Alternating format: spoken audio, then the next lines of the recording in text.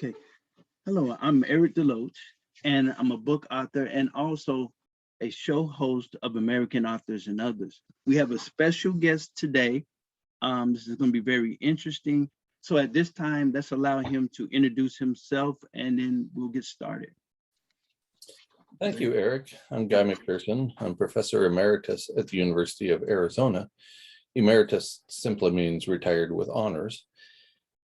I have been, quote, retired with honors since the middle of 2009 after serving 20 years at the University of Arizona, and before that a year at Texas A&M University. So I've been doing this a long time, and within the last 8 or 9 years, I have concluded that climate change is abrupt and irreversible, and the evidence continues to mount on both of those fronts. Okay, I understand by watching some other videos that were sent to me that you are also a distinguished book author of several books and also numerous publications as well. Do you want to talk about, I think you have a current book that's out, or do you want to talk about a few of the books, but I guess we'll start with the current book. Yeah, I'm not even sure what the latest book is. I think it's the second edition of a book I originally wrote in about 2000, between 2000 and 2002. I wrote a book called Killing the Natives: Has the American Dream Become a Nightmare? And it was my first book-length work of cultural criticism. Okay. And the second edition points out how ridiculous I was to write some of the things I wrote, and how other things I got pretty much right. And so that's the second edition, called Killing the Natives, a retrospective analysis. Right. Now, oh, that's quite a title. So where are your stance now, and what was meant just by the title? What were you trying to, what were you conveying? What was your voice to the public in terms of that title? Right. So when I wrote the original volume and got it published, I think the publication date was January 1st, 2005 officially. I had a copy in my hand for a few months before that. But the title is Killing the Natives: Has the American Dream Become a Nightmare? That was the original title of the book. And I pointed out that we have, as a society, as a culture, we have apparently made it our job to kill everything we can come across. We're causing the extinction of many different organisms, and it looks like our species is going to join that list in the not too distant future. In any event, we're also destroying cultures. We're destroying languages at an astonishing rate. Languages are a measure, an indicator of the variation that we find within our species. And so to destroy the last remaining individuals who speak a certain language, or equally poorly to use other means, such as the public school system, to destroy those languages, is just a horrible, horrible outcome. And so that's what I was interested in the first book. And I barely touched on the idea of extinction of our species, which in retrospect seems ridiculous, because we are a dominant species, that we are having enormous impacts on other species. And if we go extinct, because the extinction of many other organisms through a variety of means, for example, the rapid rate of change in our absence, which would be negative due to the aerosol masking effect, and also the catastrophic meltdown of the world's nuclear power facilities. So we have to stay here to hold watch while we slowly reduce our impact, our negative impact or impacts, and also shut down those nuclear power plants in a safe manner. And unfortunately, I don't see that happening, much as I might wish for it to be so. Okay, well, let's just rewind kind of custom here, the program. Tell us, where were you born and where did you grow up? Just kind of soften it up a little bit first. Yeah, I was born February 29th. Yes, that's leap day. Right. 1960. And so I've had 15 birthdays, the last of them twice. and I've been on the planet for 61 years. I was born in Wallace, Idaho. Here's a funny Okay. story. Here's a funny story for you. That's extreme northern Idaho. Okay. When I interviewed for my tenure track position at the University of Arizona, Yeah. the itinerary said that I would be meeting with the dean of the College of Okay. Agriculture and Life Sciences. But almost nobody who's in that position has an opportunity to meet with the dean. The dean is really busy. And so he turns that over to somebody else in his office. The people I came to call deanlets. Right. They were assistant or associate deans in various capacities. And so this poor schmuck, I don't even remember his name, he got handed my resume as I walked into his office. And the Right. first thing my resume said was Guy R. McPHERSON, born Wallace, Idaho. And he took a look Okay. at that and he says, so you were born in Wallace, Idaho? I said, yeah. He says, do they still have whorehouses there? Okay. What a question. And so the first thing that popped into my mind was, how would you know that, sir? Yeah. But I knew better than to ask that question. Right. I told him I moved away when I was 5 years old. I hadn't really kept track of what was going on in Wallace, Idaho since then. So I didn't really know the answer to the question. Yeah. Is it a beautiful place? It is a beautiful place. You know, I was just over the course of the last week, I was in northern Idaho at a campground on the Lochsaw River, where I went with my family. Every summer. We would camp there for at least 2 weeks every summer. Okay. And we were there this last week to scatter the ashes of my dad, who died about a Okay. year and a half ago. Okay. So, and it's a beautiful place. I went with my partner who had never been to Yellowstone National Park, so we went there. She'd never been to Grand Teton National Park, so we went there. She'd never been to northern Idaho, so we went there to scatter the ashes. And she thought it was just beautiful. And she's, Right. you know, she's lived a lot of places throughout her life, but has never been in that part of the world. And it is spectacularly beautiful, although much of it is obscured by smoke right now, unfortunately. That could be another book. I just did a book, my second, well, this is my third book. It's I used to live in San Francisco. So I went out there during COVID and kind of took some pictures, and I'm going to just kind of an easier book than political book than I normally do. So I'm just, I guess, conveying to you that probably that would be kind of an interesting thing for people to understand, you know, where, you know, that part of the country and actually see the beauty of it. I know it's probably, there's beautiful landscape and just, that would be a beautiful, I think that'd be a you know, kind of a picture book, kind of just talking just a little bit. This is City Hall and this is the lake. And, you know, I used to fish here growing up, you know, something like that. People see a softer side.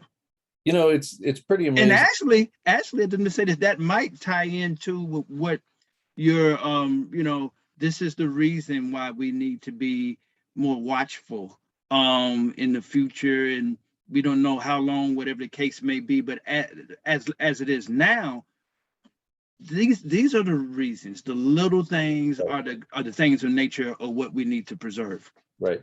And there's little doubt that growing up in a small village in northern Idaho led to my doing the work that I did, led to me being a conservation biologist, because I was surrounded by the beauty of nature. I went fishing almost every day in the summer with my dad. I went hunting in the fall. You know, I was a back to the woods country kid. Right. Before it was going back to the woods. I just grew up that way and didn't know there was a world that was any different than that. Right. Do you think that also contribute? I'm looking at the author side of you, because that is primary, but I get into other things as well with this show, that it gave you a great and vast imagination to think and what if, and that really helped develop your creativity mentally even prior to writing. Absolutely. And my parents were educators. My dad was a 5th grade teacher at heart, and then he became a principal and then a superintendent and a representative for the state of Idaho for the National Superintendents Organization and so on. So he was a lifetime educator, as was my mom. And so there's little question that their influence led to my seeking higher education beyond a bachelor's degree, and then the natural outcome of that, of becoming a scholar myself, was that I turned to university life. Yes, absolutely. Did you have And any brothers or sisters? yeah, my brother is a professor emeritus as well of mass communications from a small liberal arts college in Washington State. Yeah. And my sister worked as a counselor in the public school system for Right. her entire career, basically. So Right. despite hearing almost every day from both of my parents, don't ever become a teacher, don't ever become an educator, it doesn't pay, it's a mid-level job, blah, blah, Right. blah. We all did, we all went that route. Well, I have to disagree. I mean, because I wasn't I didn't go that route. But my dad was a counselor, high school counselor, and what I noticed from the outside looking in, I mean, I don't care I mean, you get paid based on education. That's a good, as you got more education. I don't know too many places that happen. And the cool thing, I mean, teachers are cool because you get 3 months off. Right. You know what I mean? Come on.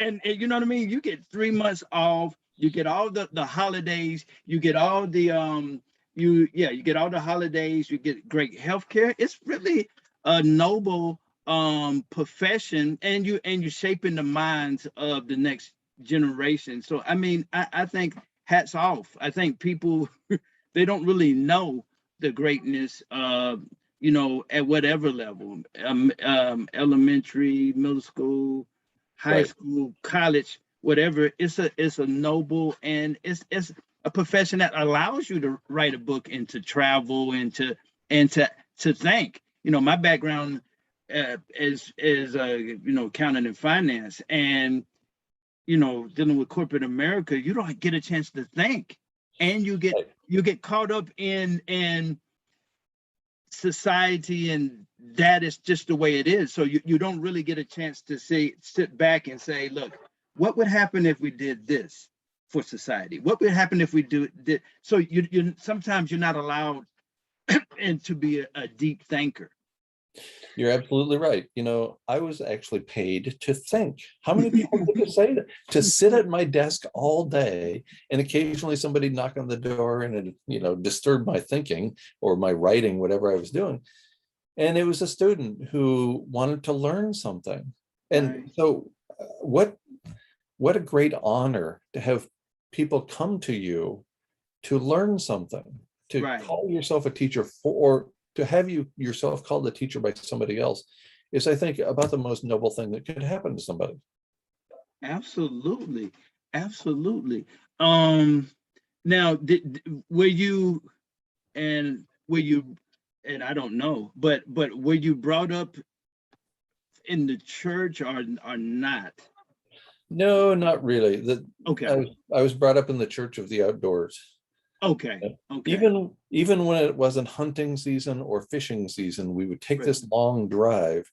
Right. And now, I look at the carbon footprint of our every weekend, and Right. I'm sort of aghast, but it was just Right. another opportunity to get out and have a picnic in nature and drink from a stream. Something I would never recommend to somebody in the United States today is to go Right. drink from running water in the stream. Right.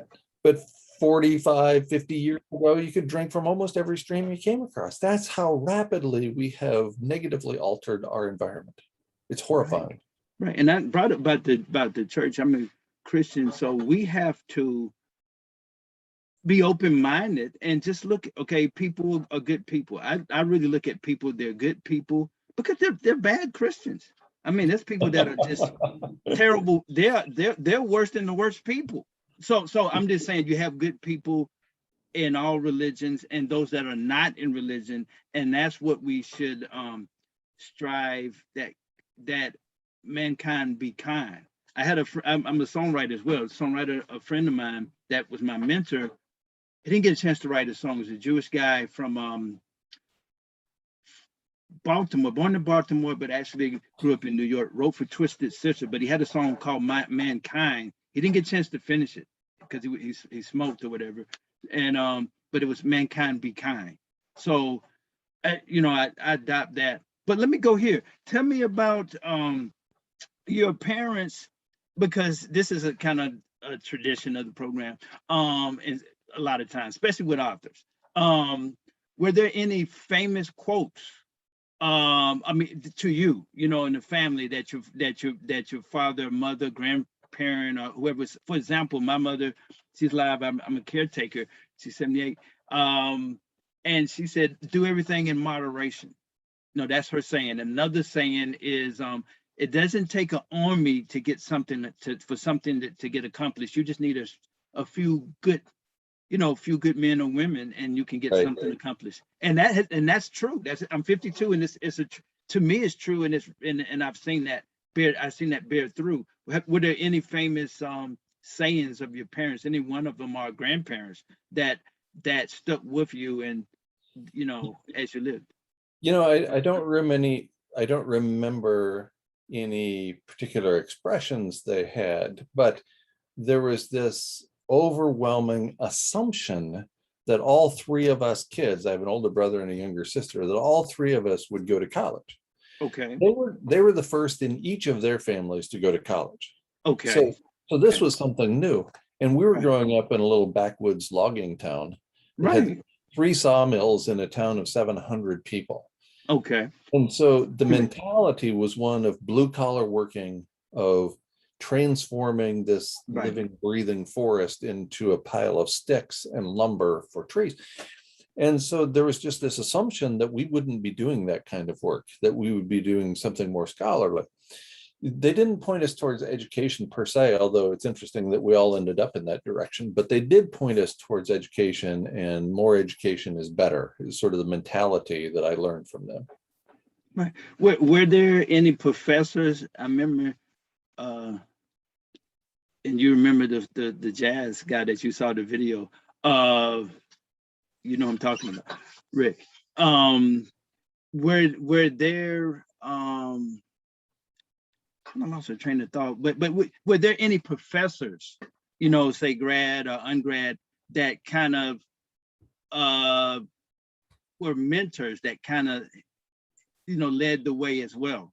Absolutely. There was my academic advisor as an undergraduate student, Leon Neuenschwander, who had gone to graduate school with a guy named Henry Wright. Henry Albert Wright was the premier fire ecologist and fire manager at the time in the late 70s and early 1980s. So, and then Jo Ellen Force was a social science teacher within the forestry program. She was amazing. And one day I didn't know what I was going to do. You know, it's October. I'm going to graduate in December. It's October already. And I'm thinking, well, I don't have a job, so maybe I should start thinking about something. And I come across this flyer in the hallway for graduate work at an institution. I went in and showed it to my academic advisor, Leon Neuenschwander. I said, "Hey, Professor Neuenschwander, what do you think about me going to graduate school?" And he says, "Yeah, but don't go to that place. I'm not naming it for a reason." He said, "Let's get Henry on the horn and see if he's got an opening for you." And that day, him calling Henry Wright on the phone got me into a master's program, which led to a PhD program in a premier fire ecology program. And then, of course, the professors I had in graduate school, many of whom I still remember their names, and it's been a long time. Yeah. They were very important for me. There's Henry Wright, there's Bill Dahl, who was a more livestock grazing oriented guy. There's Russ Pettit, from whom I learned every plant in the area, and so on. So lots of people who had a profound positive influence and kept me moving forward. One of them is still active, a guy named David Wester, who has moved on from that institution to a larger one, but still a great mentor for me. And you think you might do some picture books? I mean, I'm just saying, I'm just trying to let them see some other sides of you, and still slip your messaging. Right. You know, it's interesting you asked that, because my partner, who is here in the office with me, Yes, is sort of laughing at some of the questions and nodding her head. And she's an artist and a videographer and a photographer, a professional videographer and photographer. So, you know, anything that I would produce in that direction, she would be doing majority of the work on, just to be clear about this. We can collaborate and maybe do a series. You know, I mean, what are bestsellers are like 2 or 3 series of books. That's what I've been researching, is that people, they may find the second book that you do, and then, oh, what's the first book, and then, oh, anticipation for the third book.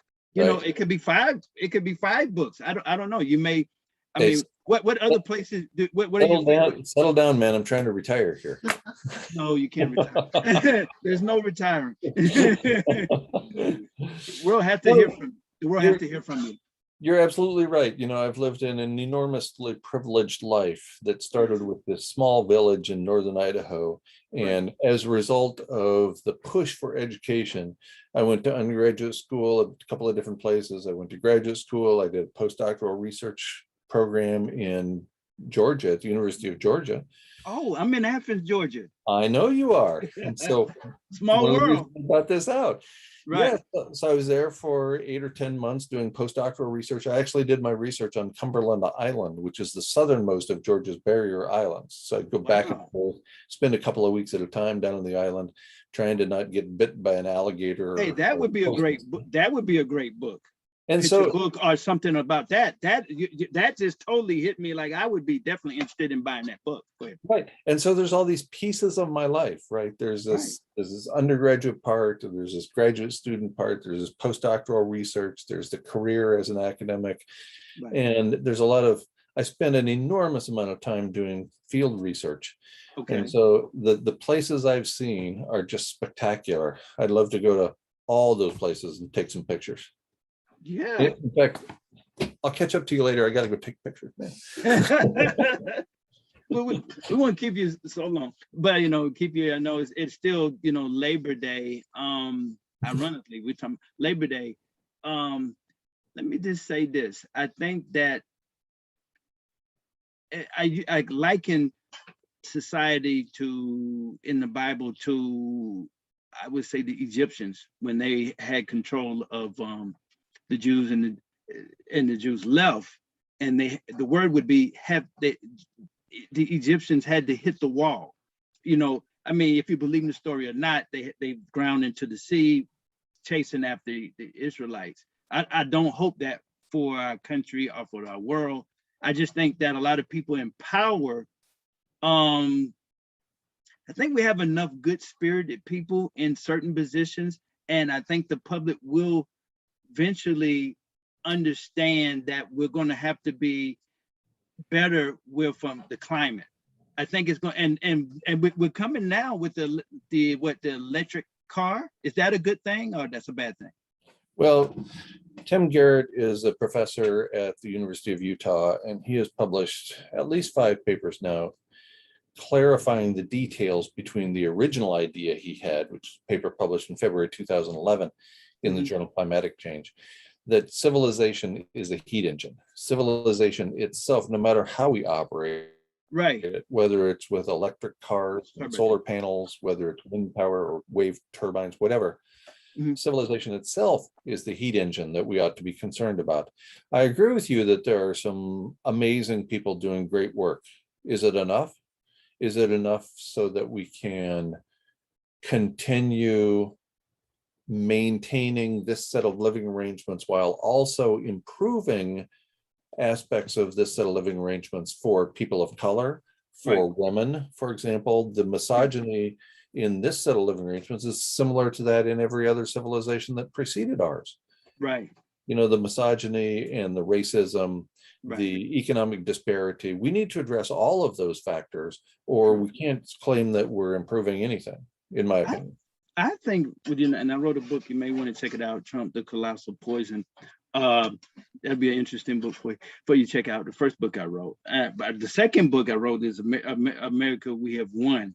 I had to kind of soften it up because, you know, people take their sides. Kind of a moderate, a progressive moderate.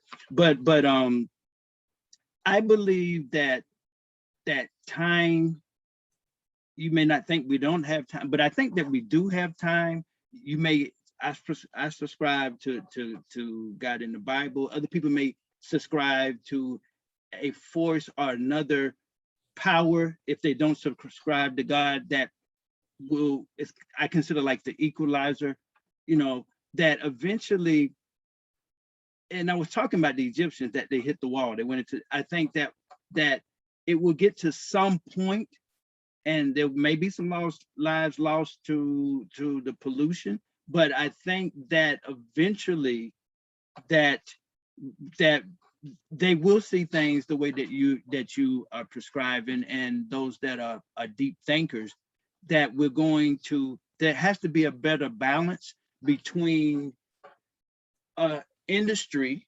and nature. And we're going to, we have the creative, I mean, United States of all places, we have the creative capacity in other modern countries, and people that are coming from second and third world countries that are brilliant, that we can find ways of creating products that can do justice to not only humankind, but also to the various species that are out there.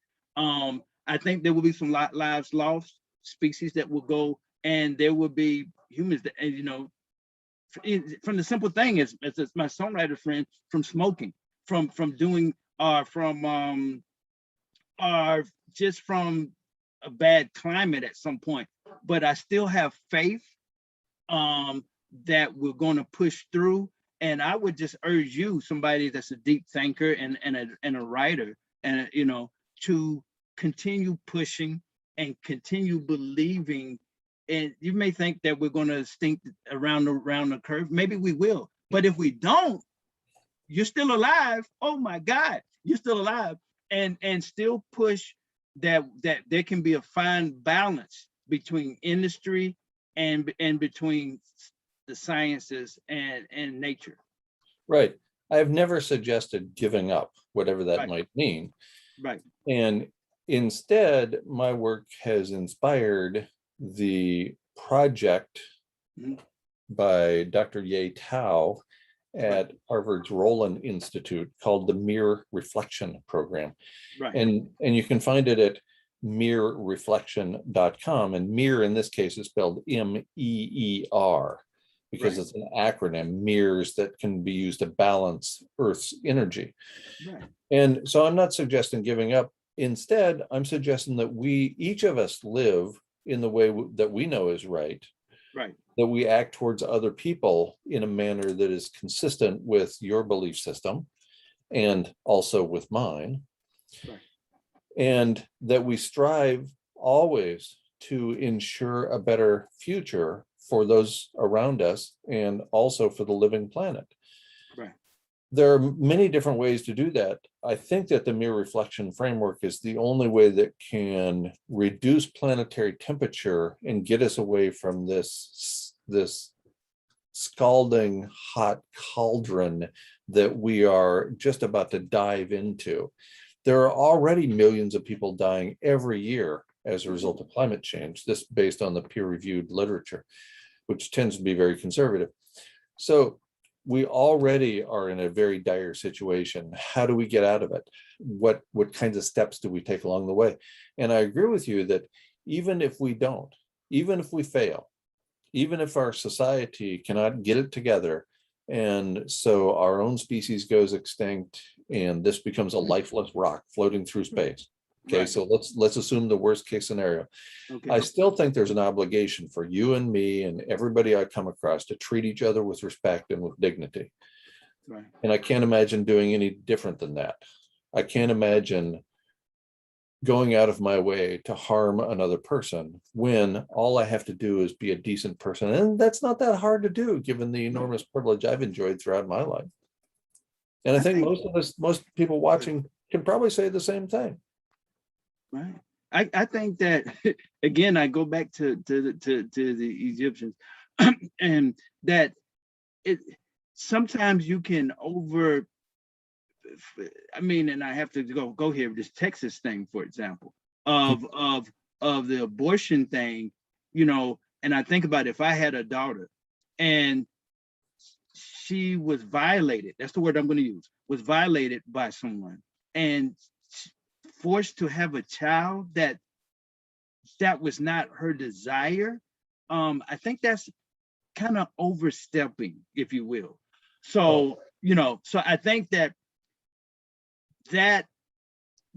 people will rally with no matter what race or what color, because it's a moral issue. And I think there's self-correction, because the people that are doing things that they shouldn't, normally, even when they're in power, they may overstep.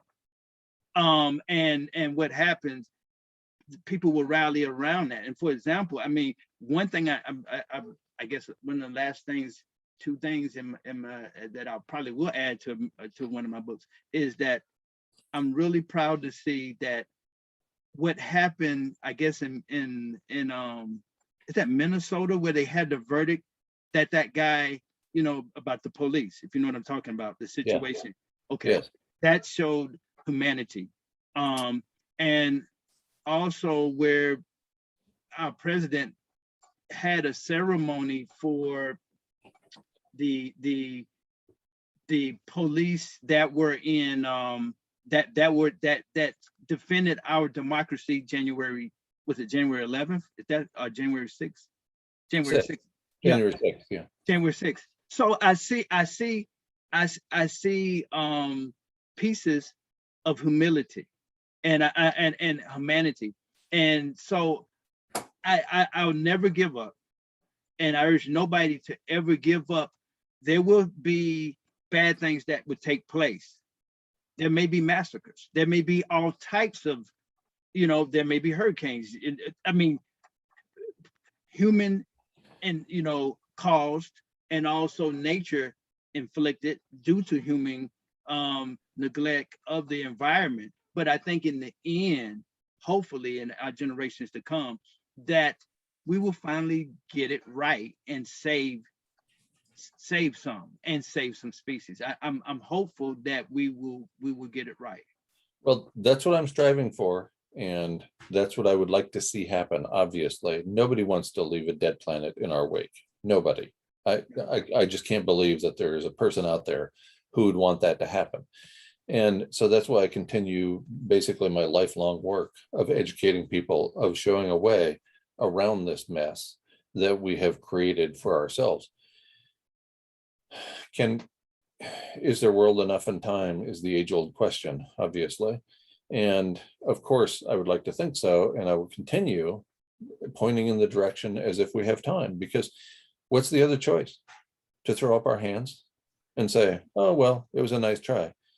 No, that's never an option. Giving up is never an option when we're talking about the living planet, and we are. And I want to say something too, because something that I saw that touched me in one of your podcasts, that you have educators and different people that I think they have a right to respectfully disagree with things that you're saying. Of course. But I think that they need to watch videos like these and reconsider of coming back and just hearing a person like yourself out and you know, don't abandon. I mean, come back and just hear it out. They have a right to have their view. I mean, there was somebody that's with a donation, to give example. This is on another level than with your argument, and this is weird. This individual, he's on the one political side of the fence, and I'm on the other side of the political side of the fence, white guy and I'm a black guy. But we came together because he wants to donate, and he's maybe 10,000 so far, stuff, teddy bears to children across the world that are, you know, in this time of COVID. So we came together and say, look, you have your belief and I have my belief, but we can come together in humanity and try to make children and their parents in the midst of COVID, put a smile on their face. So Right. sometimes we can bridge the gap on certain issues. So Absolutely. And the fact that we can come together on so many issues is remarkable, because there are so many things that could divide us. And yet there are people, yourself included, who look for the things that unite us instead and focus on those things to try to ensure that we come together. What we're talking about here is life on Earth. I think it's worth spending the time. I think it's worth spending our energy to try to preserve life on Earth, the only planet that we know is capable of supporting a human life. right. So again, I want to urge those professors that know you to come back in good faith. And it's okay to disagree. It's okay to have differences, but let's be respectfully disagree and still can be friends in spite of all of that. Of course. And that used to be the basis for the academy. That used to be what universities were there for, is to argue, is to fight it out, to have an evidence-based conversation. And the evidence pushes people one way and then the other way. And almost every time I've been involved in a serious argument, I've ended up changing my perspective. That's the point. Unfortunately, most universities don't operate like that anymore, which I think is too bad. They have been watered down as institutions, and now it all seems to be about political correctness instead of evidentiary correctness. We can have both. We can treat people with respect and with dignity and also disagree with them. Right. I mean, when did that ever become something we couldn't do? I don't even understand that. I don't know. Well, let's get off the politics for a second and tell me what do you want even the lay man and lay woman public to understand about your work and what you're trying to do for humanity?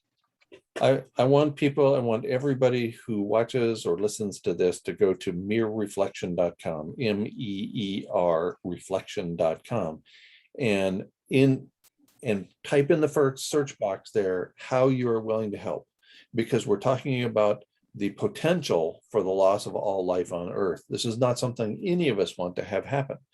How can you help avoid that potential future? That's what I'm looking for. That's all I'm looking for.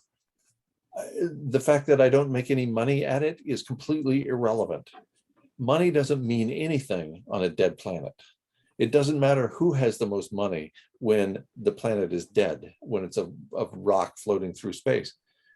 What I want people to understand is we are so close to losing habitat for all life on Earth that nothing else really matters. Of course, that's an overstatement.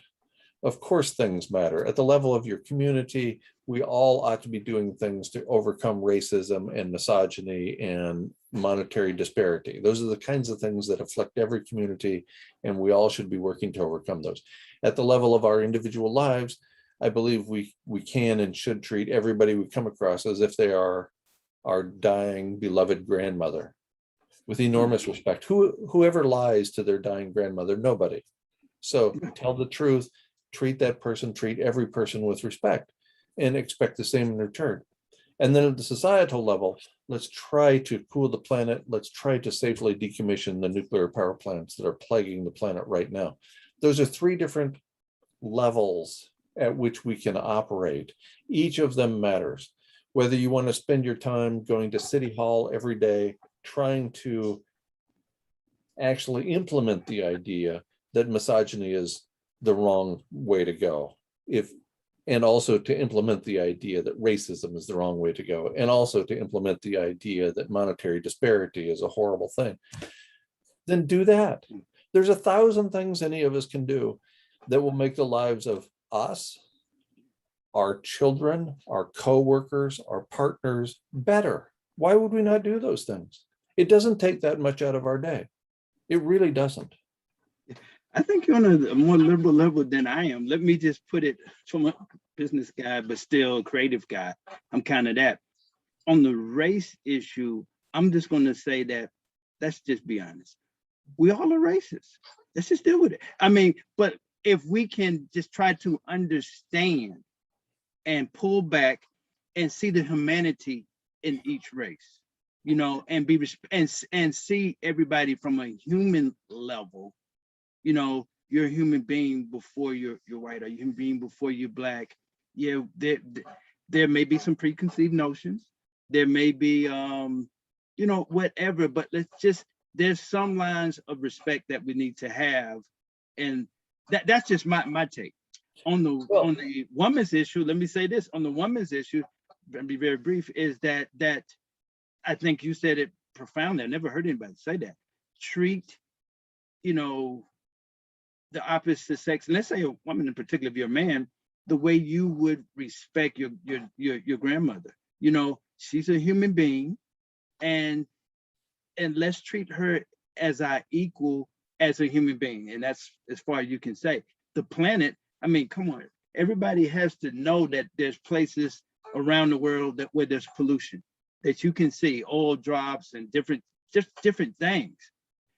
I mean, common sense. How long do you think this can continue without having negative, you know, ramifications on wildlife and on our existence? So I urge everybody to understand there has to be, and money, as you said, is not everything.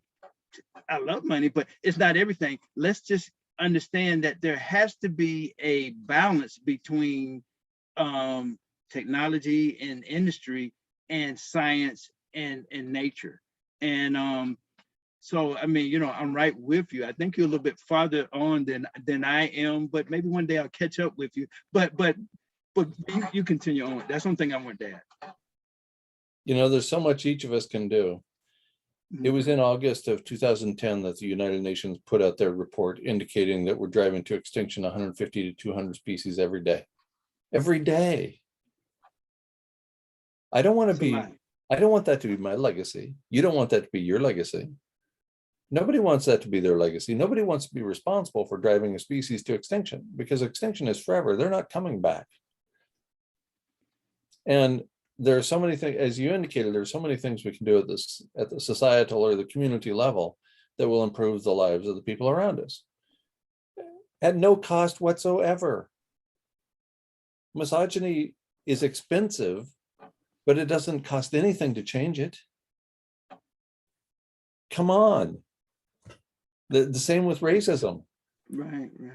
You know, that doesn't, for me to change my behaviors towards other people doesn't cost me a dime.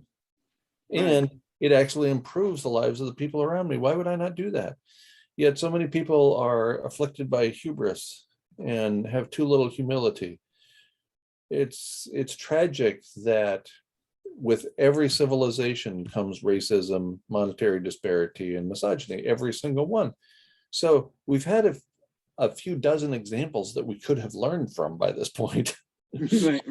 And that we as individuals are going to have to overcome ourselves, because there are no decent models being set for us. There's no societal model that says act like this and you'll be everybody's superstar. No, you're going to have to take that on yourself.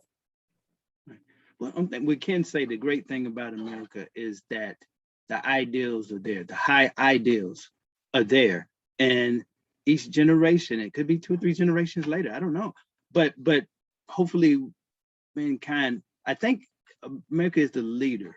Even if you don't want to say it's the world leader, but it was, and it can actually be the world leader again, but ideally it put America is the leader. So if we can just walk into that Constitution, walk down that path, and we can do great things and really affect other countries. We are still morally ideal, on the ideal level, the highest society on earth.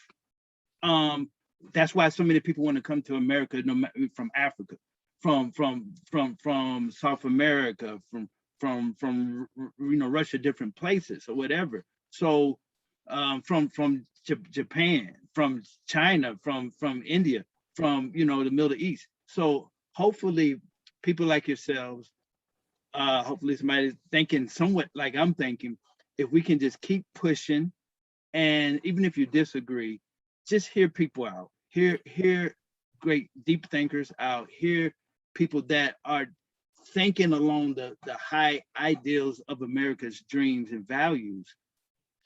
And maybe it may rub off on you, whatever race you are, and let's try to save dignity between the races, between the sexes, and the different sex, and save our environment. And let's go here because, and we'll kind of close it out, but maybe another time we'll interview again. Tell us about two last things. I want to make it too long so people can just something that you can use, and that's a positive interview for you as well. Tell us about the books you want to tell us about that it's I mean, you may not, let's say the holidays are coming up. People usually buy books during that time for people. Tell us about one or two of the books, or three of the books if you want to, that you recommend that people should get and get to know and become informed. Well, I hate to promote my own works. Absolutely, that's what this is about. but I'll just mention briefly. There's Sure. one of my recent books is the second edition of a novel, which reads a lot like my life. So you might not want to read too much or too little into that. It's called Academic Pursuits. And it's out recently in second edition. You can find all of these, by the way, at guymcpherson.com. Right. And then there's the book that we were talking about earlier, the Killing the Natives, a retrospective analysis. And I think that those two books together give you a very comprehensive picture of me as a writer and a human being, and also will, I hope, trigger some deep thinking that might change the way you act within a set of living arrangements that isn't designed with everybody's best interests in mind. Let's just put it that way. There are things that have gone wrong with the way we live at the level of society, and therefore as a level of individuals. We can do better. I would like all of us to try to do better, including myself. And that's what I strive for on a daily basis. Great. Now, where can, and we'll, after this program, and you'll email over, and we'll put the links in for everything. Where can people, if you have fans or followers, or are people just interested to talk with you, where can they find you? GuyMcPHERSON.com, and you can find out everything about me there, including my email address, send me an email message, and GuyMcPHERSON.com with no A's in McPherson. That's the proper spelling. So you can find out, you can see thousands of essays that I've written. You can see hundreds of videos that I've produced along with my partner. You can see presentations I've given literally all over the world that are focused on how we can do better, how we can be more humble human beings with an eye towards preserving humanity at every level. So GuyMcPHERSON.com, which is called Nature Bats Last, which you might be able to tell from the language behind me there. So when you go to GuyMcPHERSON.com, it'll say Nature Bats Last. Yeah, and I just want to tell those professors, come back and fellowship with him and help. I just meet him for a second, seeing that he's a great person and a deep thinker and really has some very positive thoughts. Well, let me just ask you this before we go. What was your experience as a scientist and everything? What was your experience with COVID? Were you able to still get some work done during this time period? Yeah, my partner and I both had COVID when we lived in Florida. Okay. We lived there for about 17 months. My partner was exceptionally symptomatic for a full month. She lost her ability to smell and to taste, the whole thing. Right. And so for a month, she was in pretty dire straits. I tested negative during that time, although it had to be false negative. And I had minor symptoms. Mostly the most consistent symptom I had was we had an oximeter, one of these little devices that you put on your finger and it measures your blood oxygen content. And mine was always in the 80s, sometimes in the low 80s. And that's terrible to have that low of blood oxygen content. So that was the most consistent symptom for me. I was, it didn't really throw me off physically. You could argue that I wasn't thinking as clearly as I usually was because of the low blood oxygen content, but most people don't think I think very lucidly at any of the time. So maybe it made no difference, I don't know. So it didn't have much impact on me. It had great impact on my partner. And obviously it's killing people. It's killing people around the globe. And so we still wear masks. We live in Vermont where, the emergency order was lifted several months ago, and there's more than 70% vaccination rate. So nobody is required to wear a mask. We're still wearing our masks because I'm concerned about other people. Well, let me ask you this. The last name, kind of curious. Are you thinking about getting a little small farm or something, just animals or something? If you just have to, you never know. Do you mean, what do you mean? I'm like sorry. A farm of cows or something to get your food supply. Just you never know. We have, I spent 10 years living off grid in southwestern New Mexico and then in western Belize in Central America. And I learned how to make cheese. I learned how to grow all of my own food. I learned how to do all those back to the land sustainability things. And then I learned about the full impacts of aerosol masking, the aerosol masking effect, or global dimming. And I realized that I need to spend my time educating people instead of trying to survive for yet another day or yet another month. And so that's been my driving passion for the last several years, is to try to educate people about not only what's going on in the world at the level of an extinction event, but also to teach people about humility, to teach people about hubris, to teach people about themselves and how we can each treat other individuals with the kind of respect that we hope to receive in return. That's been my driving force for essentially my entire adult life.